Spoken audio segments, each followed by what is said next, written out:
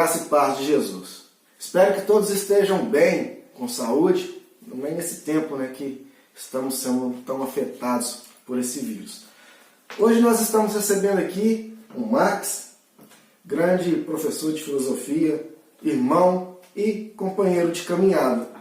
E nós vamos falar para você um pouco sobre como você interpretar a Bíblia, se colocar dentro do contexto, palavras que talvez tenham um significado diferente dentro da nossa língua portuguesa, mas é que é preciso você buscar o real sentido dessa palavra para você estar sabendo o contexto.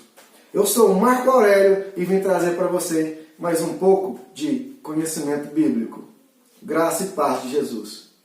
Roda a vinheta. Começando aqui o nosso vídeo, já fazendo uma pergunta para o Max aqui. A nossa língua portuguesa temos palavras que têm um sentido exato, mas é aplicado em outras frases, que dá outro contexto. Eu trouxe um dicionário aqui e vou ler para você uma palavra. Ele, como professor, pode nos dar uma dica para a gente adentrar dentro desse universo do contexto bíblico. Vamos lá. A palavra que eu separei aqui é a palavra cara. Eu estou com um dicionário. E o sentido dessa palavra se aplica em rosto, face e expressão. Você usa essa palavra vou dar exemplo de 3 frases. Olha a cara dessa pessoa, como está suja. Primeiro exemplo. Agora, segundo exemplo. Ei, cara, tudo bem? Já é outro sentido, outro contexto. Olha para você ver. Que calça cara.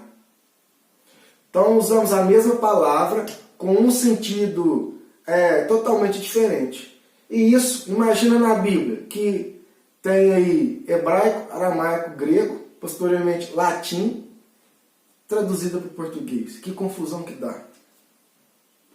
É verdade. Isso, quero aqui dar o bom dia, ou boa tarde, ou boa noite a você que está acompanhando.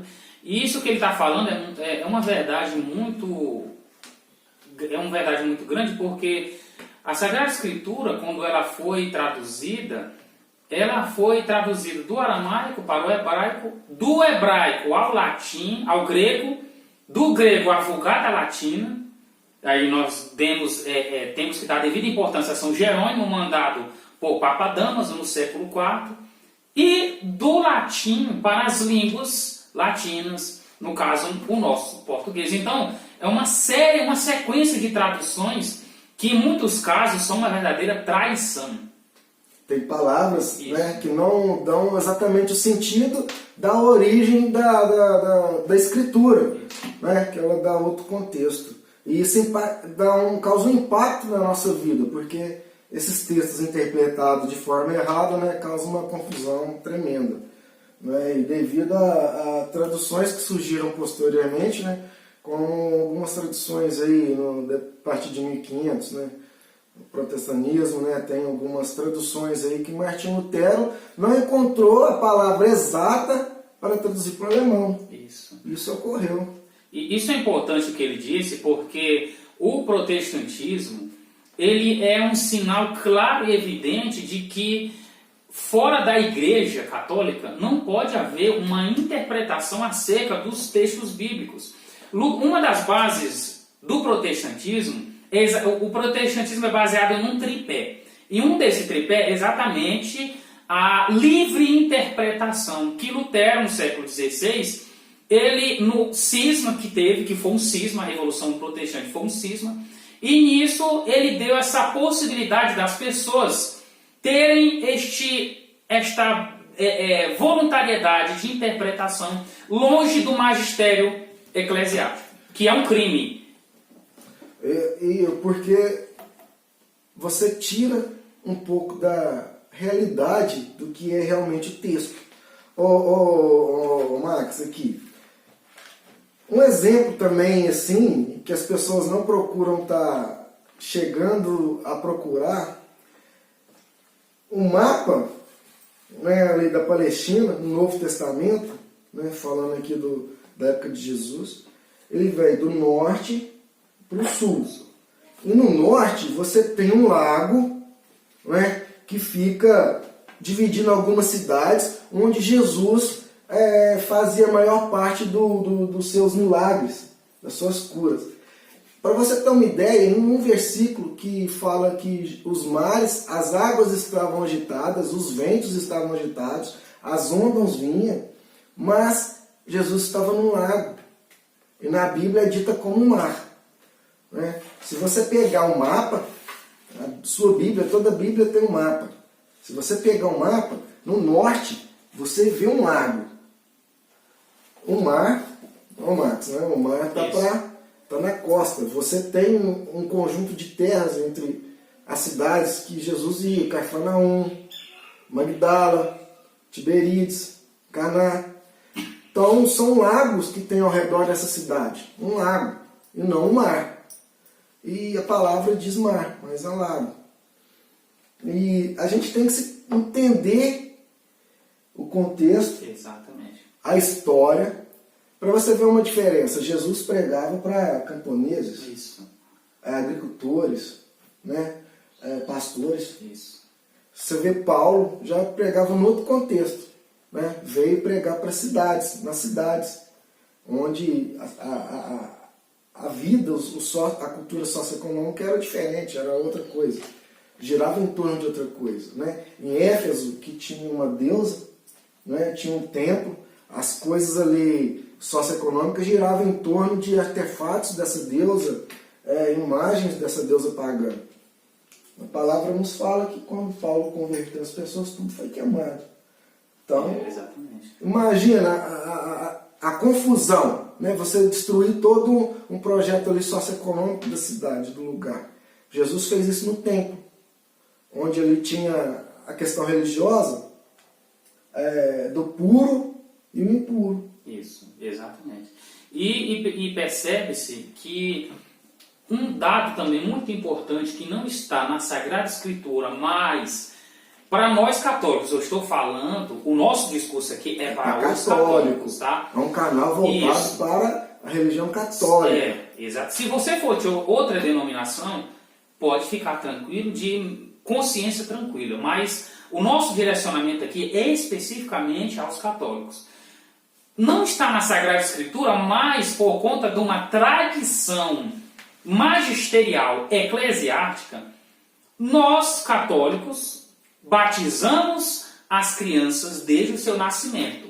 Porque, segundo a tradição católica, quando os apóstolos iam batizar, no caso, vamos dar um exemplo, no Atos dos Apóstolos, quando Pedro começou a pregar, e na casa de Cornélio, que era um pagão, olha, as janelas abriram-se e o mesmo acontecimento misteriosófico que aconteceu em Pentecostes aconteceu, relatado por Pedro na casa de Cornélio. Cornélio era um pagão. Todos foram batizados. Olha a palavra, todos. O que significa, pela tradição da igreja, que até as crianças que estavam ali, todas foram imersas nesta vida cristã.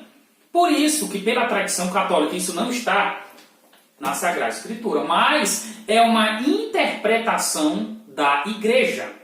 Porque a igreja ela é detentora de uma interpretação plausível para que os seus fiéis não possam aí abrir em fundos de garagem, igrejinhas e dizer que tiveram uma revelação pessoal. Nós somos católicos. Marcos, deixa eu te perguntar, já que você citou o batismo. Sim. Quando Jesus é apresentado no templo, né, isso, ele ali, o profeta, pergunta para Maria e José se o menino já foi circuncisado. Isso. Ele já foi circuncisado com 8 dias, 7 dias de nascimento. Essa circuncisação era o sinal da velha aliança, que era feita lá no Antigo Testamento. Né? Quando nascia, você era ali circuncisado. Isso. E quando Jesus veio, né, começou seu ministeriado, ele fez a nova e eterna aliança. Não sei se entra dentro desse... Você pode informar para a gente se pode entrar também dentro dessa regra do batismo, porque você era circuncisado nos primeiros dias de vida no Antigo Testamento. Porque o batismo também é uma aliança, Isso. não é? É a aliança que você faz ali. E a circuncisação era o símbolo da velha aliança no Antigo Testamento. Porque é o seguinte, isso que ele está falando é também de grande importância, porque a história da circuncisão começa no processo pós-exílio da Babilônia. Quando Moisés, nós sabemos da narrativa, lá em Êxodo 3,14, que quando ele chega e vê a sarça que não se consome, e o próprio Deus dizendo, eu sou aquele que é, envia-o para libertar o povo que estava 400 anos sobre o jugo dos egípcios, do faraó. Então, o povo no deserto, ele tinha que ser diversificado em relação aos pagãos que ali também se encontravam, porque tem uma outra interpretação bíblica. Lá, o povo que andava no deserto não era somente os hebreus. Tinham outros povos que, com o passar do tempo, foram agregando-se, tornando-se o mesmo povo. E o que é que Deus falou a Moisés? Moisés, separe o meu povo como circuncidando-os desde o seu nascimento. Então, isso foi uma tradição que tornou-se ininterrupta até o nascimento, a encarnação do Verbo, o nascimento de nosso Senhor Jesus Cristo. Então, conforme Jesus ele fala que ele não veio mudar um J, que é a menor letra do alfabeto dos hebreus, dos judeus, mas ele veio dar uma nova interpretação para a aliança. E isso é importante a gente estar sabendo, porque uma interpretação bíblica, se você for olhar na Escritura, está lá. Só que é uma nova aliança. Então, a circuncisação era um sinal da antiga. Jesus veio e fez a nova. Max, agora eu queria te falar um pouco aqui sobre outras situações. Sim. Vamos mudar um pouquinho porque o nosso tempo está correndo. Como se fosse um triângulo, né? Em cima você coloca o texto, a segunda ponta você coloca o contexto e a terceira ponta você coloca a vida, o estilo de vida, né? Como eu disse que Jesus pregava para camponeses, Paulo pregava na cidade. Mas você coloca o texto, você vê em que situação o texto está sendo feito, está acontecendo, a quem ele está sendo empregado, o que levou Jesus a falar aquilo. É importante você saber. A localidade, né? Isso. Aqui eu estava lendo outro dia e fui pesquisar. Não sei se você já olhou também. Quando Jesus chega em Cesareia de Filipe, que é lá que Jesus está com Pedro, quando Jesus fala para Pedro, tu é Pedro e sobre ti edificarei a minha igreja. Só que em Cesareia de Filipe, há uma porta, né, uma caverna, que naquele tempo era considerada a porta do inferno, a porta de Hades, da entrada do inferno. Hades é o Deus do inferno. Isso, na verdade, Hades é uma divindade da mitologia grega, que é referente ao Sheol no grego. Então é importante você saber, né?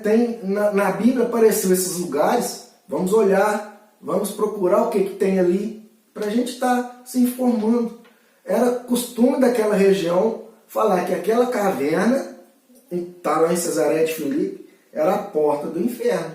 E Jesus usava essas situações, o que tinha lá no local, para citar de exemplo como essas situações, né? O inferno, por exemplo, o fogo inextinguível, a gema. Gema era um lixão que tinha em Jerusalém. Tudo que não prestava era colocado lá, até corpos humanos eram julgados lá, queimados. E o fogo não se apagava. E Jesus usa esse exemplo. Então é bom você saber o que tem e interpretar ali por que está sendo dito aquilo. O contexto histórico, né? Família patriarcal, onde o pai e a mãe eram os mais velhos da família. Não importa se é geneticamente, biologicamente. Se o Max é o mais velho da casa dele e a esposa dele é o mais velho, todos os demais eram considerados irmãos. É uma forma aí, importante de saber. Isso. Por exemplo, muitos protestantes dizem que Nossa Senhora tiveram mais filhos, nisso que ele acabou de dizer. Aquela passagem, quando Jesus, agora não me recordo direito, você me ajuda? Quando fala, Senhor, tua mãe e teus irmãos. Olha, teus irmãos. Isso é exatamente o que ele disse. Tem uma outra, não é Jesus, não é aquele o filho do carpinteiro? Filho do carpinteiro. Irmão do Tiago, Simão. Isso. E suas irmãs também não moram aqui? É. Então, isso remete a isso. Naquele tempo, o sistema familiar é diferente do sistema que nós temos hoje, que é o Max com a esposa dele e os filhos que eles vão ter. Então, é uma família. É pai, mãe e os filhos. Antigamente, não. No Antigo Testamento, no Novo Testamento, até Jesus, o tempo de Jesus ali, a família era essa, patriarcal. Se empregava esse sistema.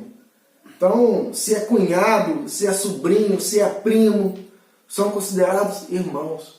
E se você for pegar a palavra em grego, ela tem um sentido, né, de irmão, que amplia tudo que está dentro da casa, todos que está dentro da casa. Não é como a língua portuguesa, que tem irmão, tem primos. Não é assim. Você tem que pesquisar, olhar e buscar entender, se colocar dentro daquilo. Uma palavra também que é muito assim, que dá muita discussão, é sobre imagem. Só que você tem que ler a Bíblia e saber que Deus não é contraditório. Deus não tem duas palavras. Primeiramente ele fala, não farás para ti imagem de espécie alguma. Correto? Beleza. Aí chega lá em Salomão, vai construir o templo. Já viu como que é feito o templo de Salomão? Sim, exatamente. Cheio de imagem de querubins dentro da sala dos santos. Isso. Tem na maçaneta da porta escultura de leão, de boi. Isso.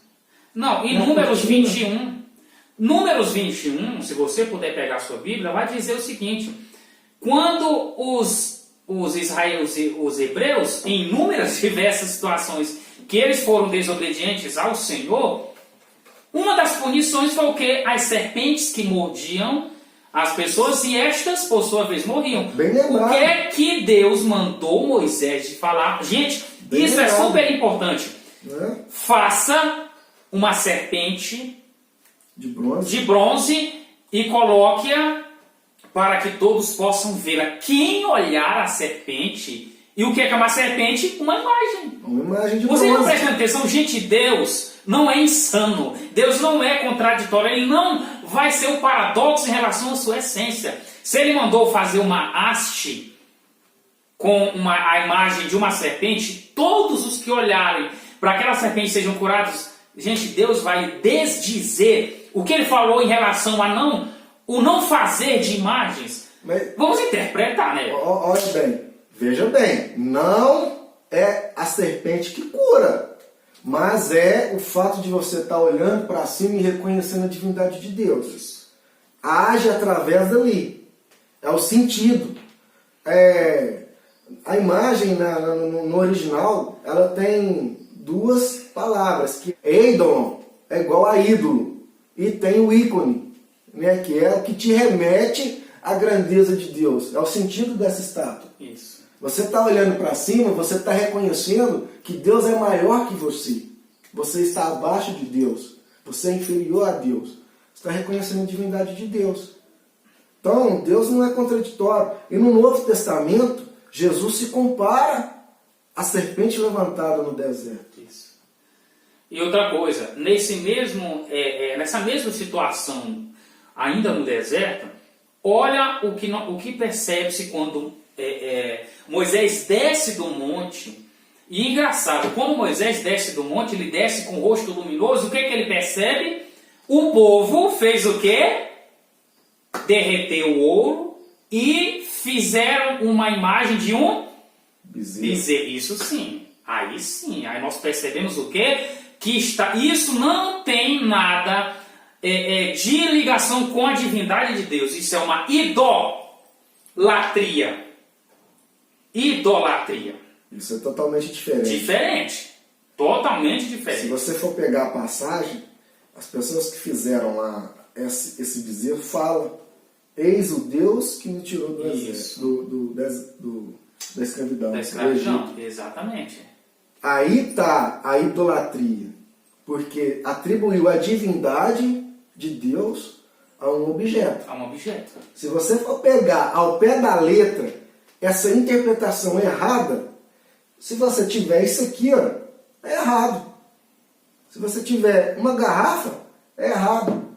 Se você tiver uma fotografia, é errado. Por que que é errado? Porque é a imagem. É. E outra coisa, como filósofo, sabe, eu gosto de pensar.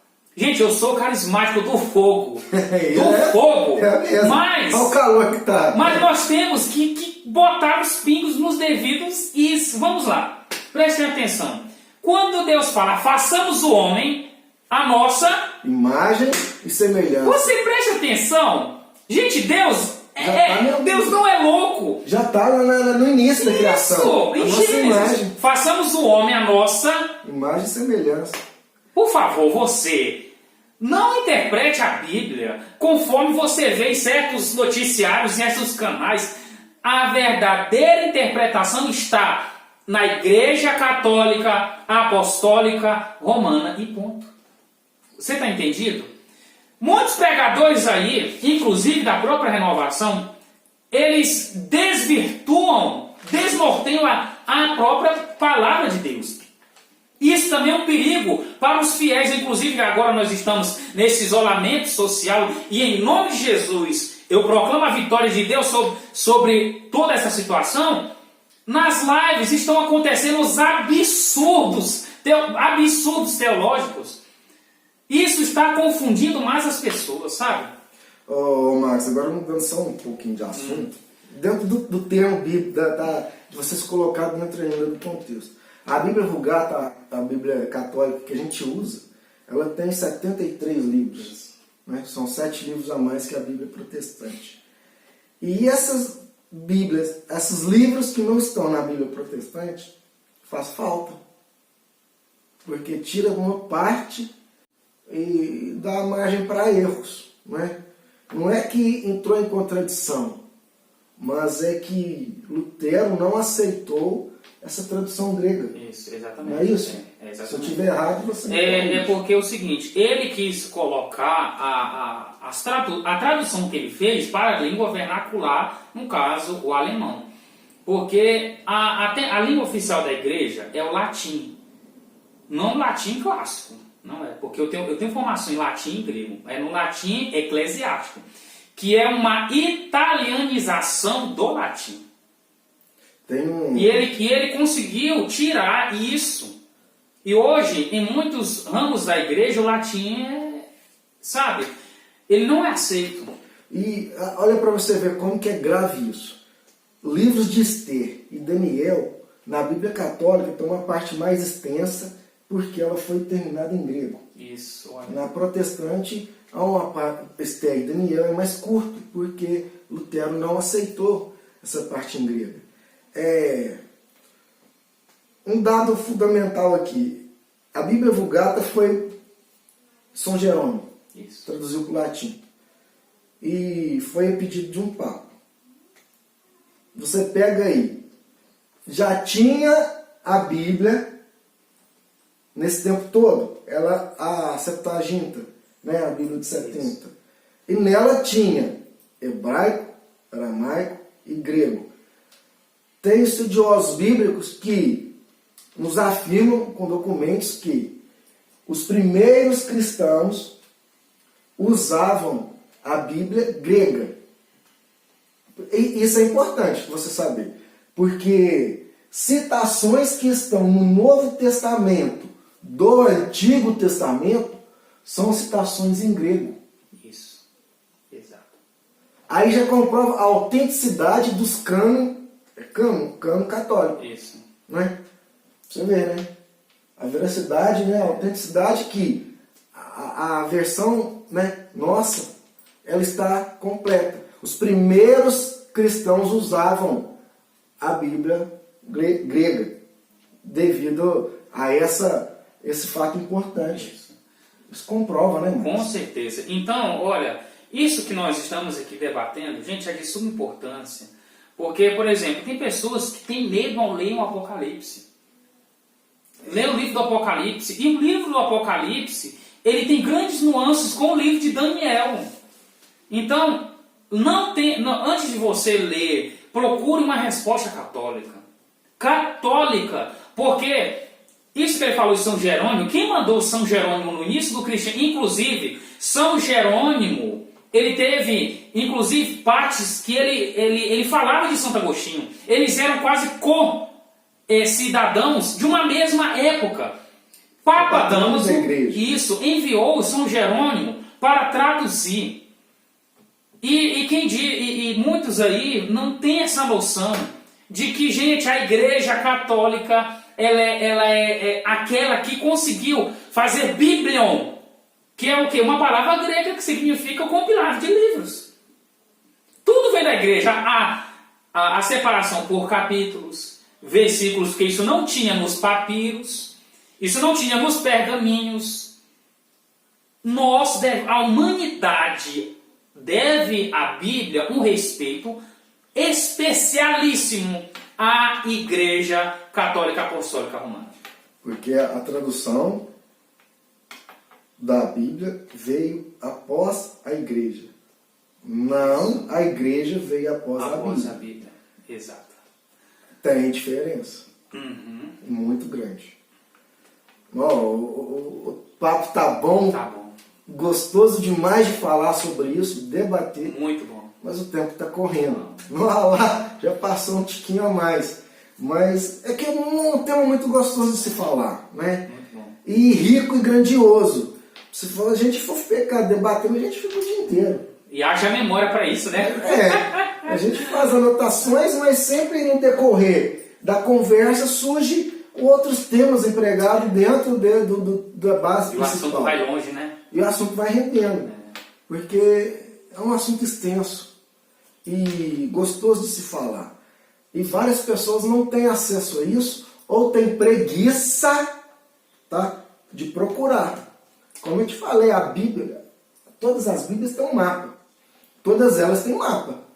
Então dá para você olhar o mapa da Bíblia, onde é Cafarnaum, onde é Jerusalém, né? É norte e sul, onde é o lago, onde é o Mar Morto, onde é a costa, porque tudo isso gera impacto, né, no caminho de Jesus, onde Jesus andou, onde foi realizada as curas. É importante o linguajar que determinado local usava, o tempo ali. Como eu disse, Paulo veio e prega para a cidade, Jesus veio e prega para camponesas. Então são linguajares diferentes. É preciso entender isso. Só para a gente estar terminando, mas uma coisa legal aqui, você já foi aquela cidade que tem Caldas Novas, que tem águas térmicas? Isso. Você vai para relaxar, para descansar, para curtir férias com a família, né? Você vê ali Jesus após ter ressuscitado, um fato legal, uma curiosidade. Você vê Jerusalém, Emaús. Emaús fica ao lado oposto de Jerusalém. Só que Emaús, o significado são águas quentes, águas térmicas. Um lugar que as pessoas iam para relaxar, para descansar. Sabia disso?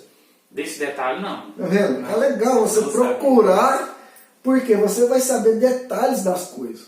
E você fica mais por dentro, né? Os discípulos de Emaús estavam voltando para casa. E Jesus ali no caminho deu a eles uma formação, né? Jesus deu um show bíblico. Um estudo. Para eles. Eu tenho até anotado, Jesus explica para ele, passa por Moisés, né? Os profetas e os escritos, né? Moisés ali, Jesus fala para ele, até Moisés pega ali o Pentateuco. Isso. Até os 5 primeiros livros. Depois Jesus vai e explica para eles os profetas, né? E depois explica os escritos, né, sobre Jesus. Quer dizer, Jesus explica para ele a Bíblia, é o que você tem na sua casa. Pega, lê, aproveite esse tempo de confinamento social, né, entre aspas. faz uma leitura, faz uma pesquisa, busca o seu conhecimento. Jesus nos pede isso. Jesus nos deu exemplo, caminhando com Jesus.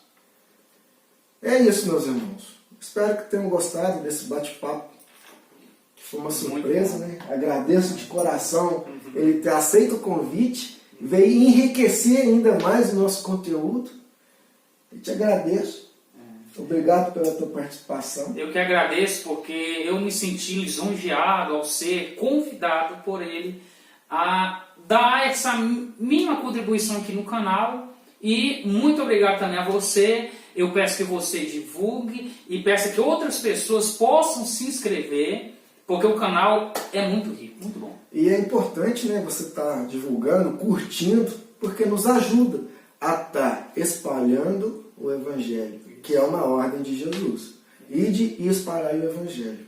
Né? A gente não está fazendo isso para aparecer, nem para essas coisas, mas porque quando eu ingressei nesse caminho, eu me converti, né, à igreja, porque eu ia na igreja, mas eu não era convertido.